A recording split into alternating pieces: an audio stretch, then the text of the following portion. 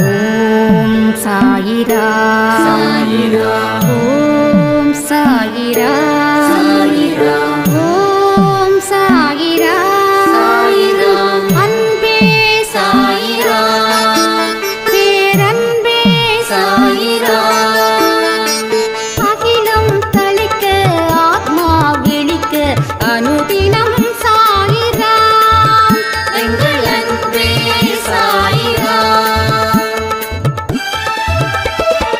ஒன்றே இறைவன் ஒன்றே பூமிக்கென்றும் சாயிரா சரணம் சாயிரா நன்றே செய்து வாழ்வோம் நாம் ஒன்றே செய்து வாழ்வோம் அன்பே சாயிரா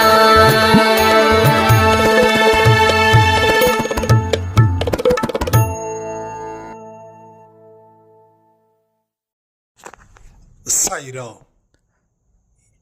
என் உயிரின் உயிரானவர்களே,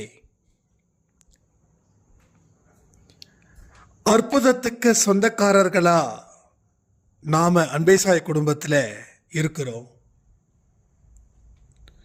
ஒரு ப்ராப்ளத்தை ஃபேஸ் பண்ணும்போதும் ஒரு விதமான நம்பிக்கையும் பலங்களும் நமக்கு அதிகரிக்குது. இவருடைய பார்வையில் நீ வாழணும் அப்படின்னு நாம விருப்பப்படும் போது அவரிடமிருந்து நமக்கு வர வேண்டிய அத்தனை பாதுகாப்பும் இங்க அளவுக்கு அதிகமாகவே இருக்குதுங்க. கடவுள் என்னைக்குமே எந்த மனுஷனையும் நிராகரிக்கிறதே கிடையாது. கடவுளுடைய அன்புக்கு ஈடு இணை எங்கேயுமே எதிரையுமே இல்லை. நீங்க எந்த தெய்வத்தை வேணாலும் வணங்கலாம், எந்த தெய்வத்துக்கிட்ட வேணாலும் நீங்க உங்க பிரச்சனைகளை முறையிடலாம். ஆனால் கடவுள் உங்களை எந்த காரணத்தை கொண்டும் உங்கள் பிரச்சனையை தீர்க்கக்கூடாதுன்னு சொல்லி அவர் தள்ளி நிற்கலை. அவர் ஒரு பிரச்சனைகளை உருவாக்குறாருன்னா அந்த பிரச்சனைகளை எதிர்கொள்ளும் போது உங்களுக்கு தேவையான ஆற்றலையும் அவர் உருவாக்குகிறார். நிறைய மனுஷங்களுக்கு ப்ராப்ளத்தை ஃபேஸ் பண்ண பயம், தன்னை பெரிய பலசாலி மாதிரி நினச்சி தன்னை நீதிமான் மாதிரி காட்டிக்க நிறைய முயற்சி இங்கே நாம் செய்கிறோம். ஆனால் அது உண்மையா? ஒரு பொய்யான தோற்றத்தை உருவாக்கி அதுக்குள்ள பொய்யான வாழ்க்கையை வாழ்ந்து நம்மளால் எந்த சந்தோஷத்தையும் கொண்டாட முடியல. அந்த சந்தோஷங்கள் எல்லாமே துக்கமாக மாறுது. உங்களுக்குள்ள உண்மையும் உங்களுக்குள்ள நேர்மையும் இல்லைன்னாவே கடவுள்கிட்ட இருந்து நீங்கள் விலகி நிற்கிறீங்கன்னு அர்த்தம். உங்கள் பலத்தை நீங்கள் தெரிஞ்சுக்க விரும்பினாதானே அது இன்னும் எப்படி சிறப்பாக செயல்பட முடியும்னு நமக்கு தோணும். உங்கள் பலம் கொட்டி கிடக்குதுங்க. உங்கள் பலகீனம் அதை விட தாண்டி இங்கே கிடக்குது. பலகீனத்தை அடித்தா பலத்தை உருவாக்கலாம், பலகீனத்தை அதிகரித்தா பலத்தை என்ன பண்ண முடியும்? குறைக்கத்தானே முடியும். ஒரு நொடி பொழுதையும் கடவுளுக்கு சமர்ப்பிக்கணும் அப்படின்னு நாம் நேற்று இரவு கொடுத்த பதிவில் சொல்லியிருந்தோம். எந்த ஒரு செயலை செய்தாலும் அவரை நினைத்து செயலாற்றுங்கள். அப்போ இன்னைக்கு ஒரு சார் சொன்னாங்க, நேற்று கொடுத்த பதிவை நான் பார்த்தேன், இன்னைக்கு காலையில் இருந்து இப்போ வரைக்கும் எந்த செயலை செய்தாலும் அவரை மனதில் வைத்து செய்யும்போது அதை என்னால் சிறப்பாக செய்வது போல ஒரு உணர்வு நிலை எனக்கு ஏற்படுகிறது. கண்டிப்பாக இன்னும் சில மாதத்திலேயே நான் எவ்வளவு பலசாலி அப்படின்றத நான் நிரூபிப்பேன் அப்படின்னாங்க. யாருடைய கட்டுப்பாட்டுக்குள்ள நாம் வாழறோமோ அவருடைய தன்மைகள் தான் ஒரு மனுஷனுக்கும் இருக்கும். நீங்கள் ஒரு மோசமான மனுஷனுடைய கட்டுப்பாட்டிலே வாழ்ந்தீங்கன்னா அந்த மோசமான மனிதனுடைய தன்மைகளும் உங்களுக்கு வருவதற்கு வாய்ப்பு நிறைய இருக்குதுங்க. எப்படி சொல்லட்டுமா, ஒரு மோசமான மனுஷனுடைய கட்டுப்பாட்டுக்குள்ளே நீங்கள் இருக்கீங்க, நீங்கள் கஷ்டப்படுறீங்க. ஒரு நாள் இல்லை ஒரு நாள் அவன்கிட்ட இருந்து உங்களை கடவுள் விடுவிக்கிறார். நீங்கள் சுதந்திரமான மனிதனாக இருக்கீங்க. இப்போ நீங்கள் என்ன பண்ணுவீங்க தெரியுமா? எப்படி நீங்கள் ஒரு மனுஷங்கிட்ட சிக்கி தவிச்சிங்களோ அதே போல் உங்ககிட்டையும் ஏதாவது ஒரு மனுஷன் வந்தால் அவனையும் நீங்கள் கண்ணீர் விட வைப்பீங்க. நம்ம சொல்லலாம் இல்லை அப்படிலாம் இல்லைன்னு. ஆனால் முக்காவாசி மனிதர்கள் அந்த தன்மைகளோடு தான் இருக்கிறாங்க. சிலரோ ஐயோ நான் பெற்ற வலி ரொம்ப கொடுமையானது, ரொம்ப கஷ்டமானது, அதில் மீண்டு வர நான் எவ்வளவு கஷ்டப்பட்டேன், அதனால் நான் எந்த மனுஷனுக்கும் மனதார எந்த விதமான தீங்குகளையும் செய்ய மாட்டேன் அப்படின்னு நினைக்கிறவங்க சிலர். அப்போது இந்த ஒரு விஷயத்தை விட்டுடுவோம். நாம் நம்ம வாழ்க்கையை அவருடைய கண்ட்ரோலுக்குள்ளே கொண்டு வந்துட்டா கடவுளோட தன்மைகள் என்னென்ன இருக்கோ அத்தனை தன்மையும் நமக்கு வந்துவிடும். நம்ம யார் கூட சேர்ந்துருக்கோமோ அவங்கள போல தான் நம்ம இருப்போம். எனக்கு இவன் கேரக்டர் பிடிக்கல அப்படின்னா உங்களுக்கும் அந்த கேரக்டர்ஸ் இருக்குதுன்னு தான் அர்த்தம். இனத்தோட சேரும் அப்படின்னு சொல்லுவாங்களே, அதே போலதான் இங்கேயும். அப்ப நீங்க சேர வேண்டிய ஒரு இடம் எந்த இடம்னா அது கடவுளுடைய இடம். அந்த கடவுள் இடத்துல நீங்க சேர்ந்துட்டீங்க, வந்து நின்றுட்டீங்க அப்படின்னாவே உங்க பிரச்சனைகள் தூர போகுதுன்னு அர்த்தம். அந்த பிரச்சனை பலமிழந்து காணப்படுதுன்னு அர்த்தம். அந்த பிரச்சனைகளை நீங்க போராடி வென்று ஒரு புதிய அனுபவத்தை பெற்று ஒரு புதிய சகாப்தத்தை உங்களால் எழுத முடியும்னு அர்த்தம். இது எல்லாமே உங்களுக்கு எக்ஸ்பீரியன்ஸ்ட் ஆக ஆக ஆகதான் இதில் இருக்கக்கூடிய நல்ல தன்மைகள் உங்கள் கண்ணுக்கு புலப்படும். தயவு செய்து சொல்வதை கவனிச்சு வாழ்க்கையில் வாழ்ந்து பாருங்க. எந்த ஒரு விஷயத்தையும் உடனே வெற்றி கிடைக்கலையேன்னு சொல்லி ஏங்கி தவிக்க வேண்டாம். எந்த ஒரு விஷயத்தையும் இந்த நிமிஷத்தில் முதல் அடியை நீங்கள் எடுத்து வச்சிங்கன்னா கண்டிப்பாக இன்னும் சில அடிகளில் அந்த வெற்றி உங்களுக்காக காத்துக்கிட்டு இருக்குது. அந்த வெற்றி காத்துக்கிட்டு இருக்கிற வரைக்கும் அடிகளை எடுத்து வைப்பேன் அப்படின்னு உங்களால் சொல்ல முடியுமா? அப்படி சொல்ல முடிஞ்சா நீங்கள் வாழ்க்கையில் ஜெயிச்சிட்டிங்கன்னு அர்த்தம். சொல்ல முடியலன்னா இன்னும் வாழ்க்கை பாடத்தை சரியாக படிக்கலைன்னு அர்த்தம். உங்கள் மனசில் என்னமோ நினச்சிக்கிட்டு நீங்கள் வாழ்ந்துக்கிட்டு இருக்கீங்கன்னு அர்த்தம். வாழ்க்கையில் போதிய விழிப்புணர்வு இல்லாத நிலையில் இருக்கிறவங்களுக்கு தான் இந்த மாதிரியான ஒரு மோசமான சிச்சுவேஷன் இங்கே கிரியேட் ஆகுது. இது மேலும் மேலும் அவனை பாடாப்படுத்துது. அவனுக்கு எந்தெந்த விதத்திலெல்லாம் ஒரு கஷ்டத்தை கொடுக்க முடியுமோ அந்தந்த விதத்திலெல்லாம் அவனுக்கு அது கஷ்டத்தை அள்ளி தருகிறது. அப்போ நம்ம வாழ்க்கையில் எந்த இடத்துல நாம் நின்றுக்கிட்ட இருக்கோன்றத உங்களால் உணர முடியுதா? அந்த இடம் சரியா தவறான்னு உணர முடிகிறதா? அப்போ எடுக்க வேண்டிய முடிவுகள் என்ன அப்படின்றத உணர முடிகிறதா?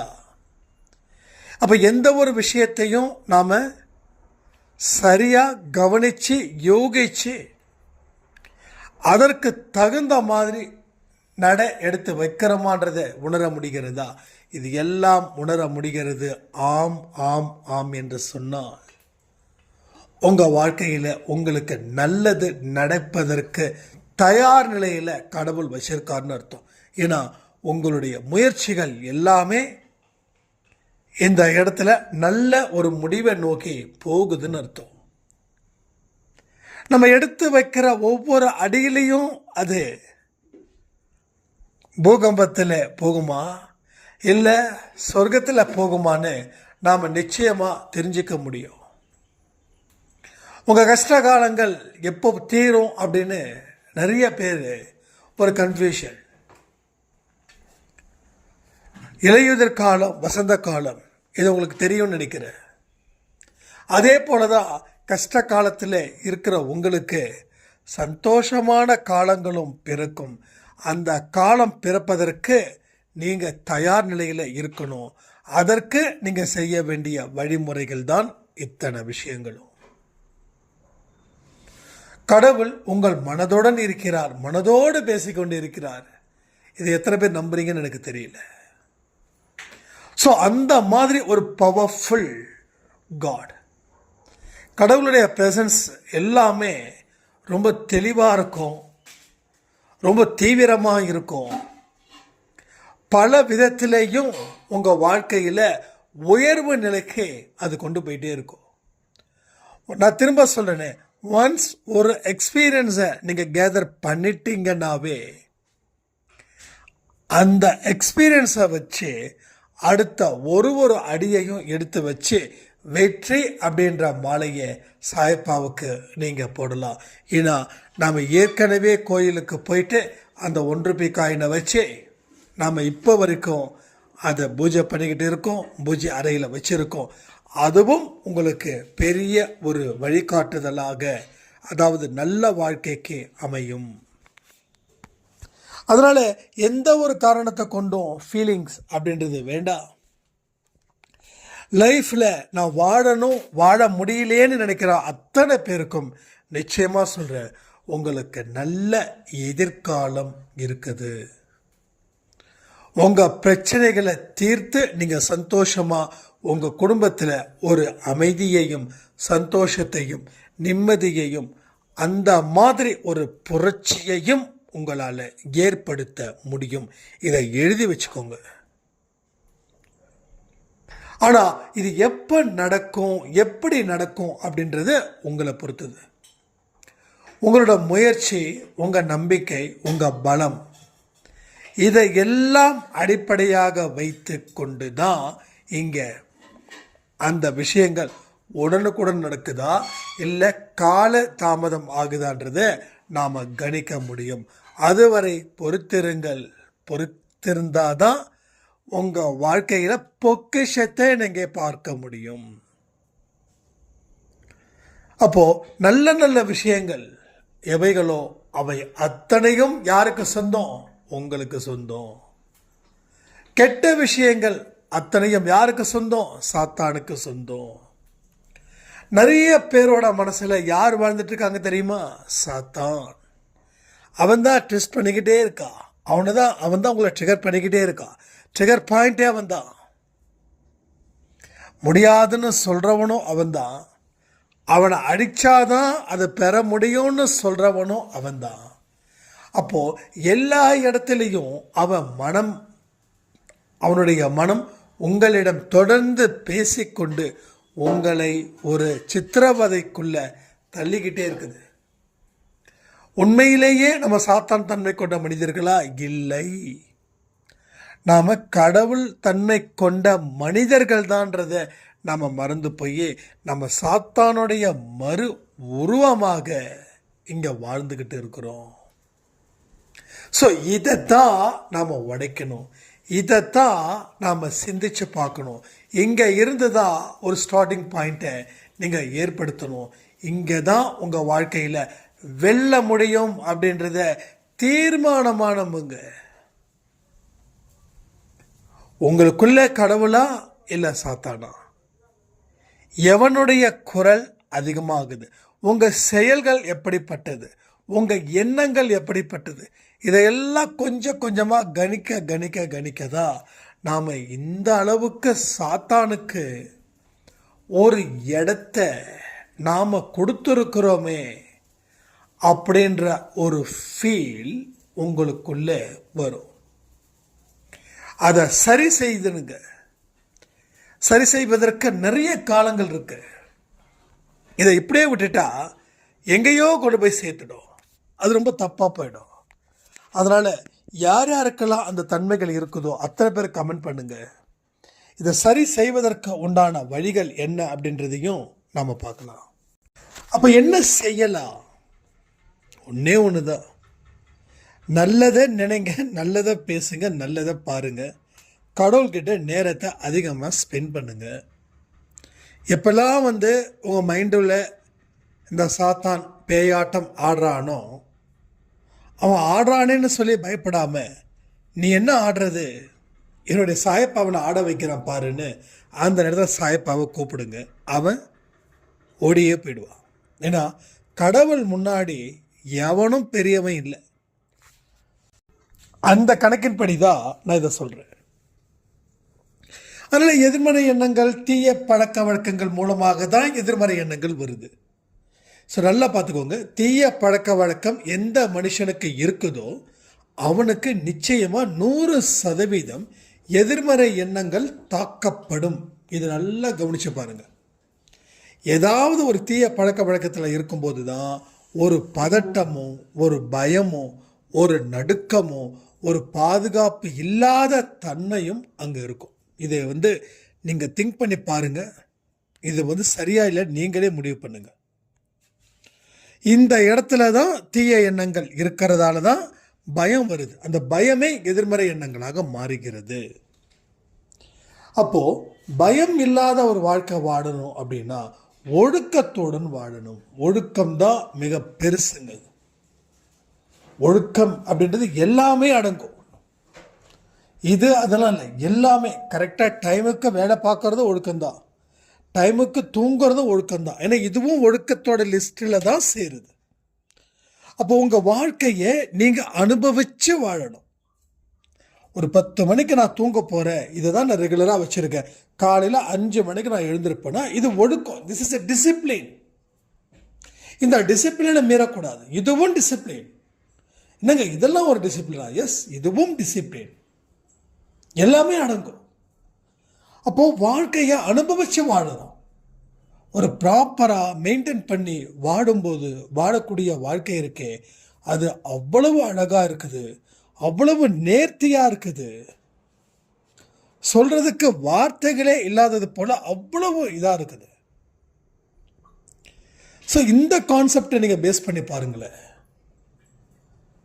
ஒரு நிமிடமும் ஒரு நொடியும் அதற்கு உண்டானதாக இருக்கணும். அது நல்ல விலைக்கு வாங்கினது போல இருக்கணும். ஒரு நிமிடமும் ஒரு நொடியும். இந்த நொடியை நீங்கள் காசு கொடுத்து வாங்கணும்னா என்ன பண்ணணும்? அதுக்கு தகுந்த வாழ்க்கையை வாழணும். இந்த ஒரு நொடியில் நீங்கள் அதை கற்றுக்கிட்டீங்க. எஸ், இந்த நேரத்தை வாங்கியிருக்கீங்க. நீங்கள் வாங்கினது இந்த நேரத்தை உங்களுக்கு சொந்தமாக்கியிருக்கீங்க. அப்போது தீய பழக்க வழக்கத்தில் நீங்கள் 1 மணி நேரத்தை செலவு பண்ணியிருக்கீங்கன்னா அது உங்கள் வாழ்க்கையில் ஆயுசு காலத்தில் 1 மணி நேரம் உங்களிடமிருந்து திருடப்பட்டது. புரியுதா உங்களுக்கு? திருடப்பட்டது. அப்போ இந்த 30 நிமிஷம் அந்த பதிவை கேட்குறீங்கன்னா இந்த 30 நிமிஷம் யார்? நீங்கள், நான், சாயப்பா. இந்த 3 பேரும் தான் இருக்கிறோம். எதை பற்றி பேசுகிறோம்? வாழ்க்கை பற்றி, ஒரு புரிதலை பற்றியும் அதில் இருந்து கற்றுக்கக்கூடிய விஷயங்கள் பற்றியும். அப்போ இந்த 20 நிமிஷமோ 30 நிமிஷமோ இது உங்களுக்காக வாங்கப்பட்டது. இந்த நிமிடம் வாங்கப்பட்டது. இன்றைக்கி ஒரு நகை வாங்குறீங்கன்னு வச்சுக்கோங்களேன். நகையோ ஒரு இடமோ வாங்குறீங்க. இன்னும் 10 வருஷம் கழிச்சு இந்த நகையோட வேல்யூவோ இல்லை இந்த இடத்தோட வேல்யூவோ அதிகமாக இருக்குமா, அதிகமாக இருக்காதா? அதுபோல் இந்த நிமிடத்தை நீங்கள் விலை கொடுத்து வாங்கிட்டீங்கன்னா இந்த நிமிடம் அந்த நகையோட இருக்கக்கூடிய மடங்கை விட, அந்த நிலத்தில் இருக்கக்கூடிய மடங்கை விட கோடி மடங்கு விலை உயர்ந்ததா இருக்கும் நீங்கள் வாங்கப்பட்ட இந்த நிமிடம். அப்போ நம்ம ஒரு பொருளை வாங்குறோம் அப்படின்னா அந்த பொருளோட தரம் தகுதி எல்லாத்தையும் தெரிஞ்சு வாங்குறோம் இல்லையா? அப்போ நேரத்தை வாங்குறதுல ஏன் நம்ம இவ்வளோ தூரம் யோசிக்கிறோம்? அப்போ நேரத்தை யார் ஆளணும்? நீங்களும் உங்கள் பார்ட்னராக இருக்கக்கூடிய சாயப்பாவும் ஆளணும். அவரை எல்லா இடத்துலையும் பார்ட்னராக கொண்டு வாங்க. அது அந்த பார்ட்னர் வேர்ட் சொன்னேன். அப்போ நீங்களும் சாத்தானும் ஆளக்கூடியது என்ன ஆகும்? அந்த நேரம் திருடப்பட்டது, நேரத்தை வீணாக்கப்பட்டது, நேரம் கொள்ளையடிக்கப்பட்டது. அப்போ நேரத்தை சரியாக பயன்படுத்திக்கிட்டா உங்களுக்கு ஒரு எதிர்காலம் சிறப்பாகவே அமையும். அதில் எந்த குழப்பமும் இல்லை. இது எல்லாத்தையும் யோசித்து பார்த்து முடிவு பண்ணுங்க. ஸோ நம்மளை யார் ஆளணும், யார் ஆளக்கூடாது, நம்ம வாழ்க்கை எப்படிப்பட்டதாக இருக்கணுன்ற முடிவு செய்யக்கூடிய பொறுப்பும் கடமையும் இங்கே ஒவ்வொருவருக்கும் உள்ளதுன்னு சொல்லி இந்த பதிவை நான் முடிக்கிறேன். ஜெய் சாய்ராம்.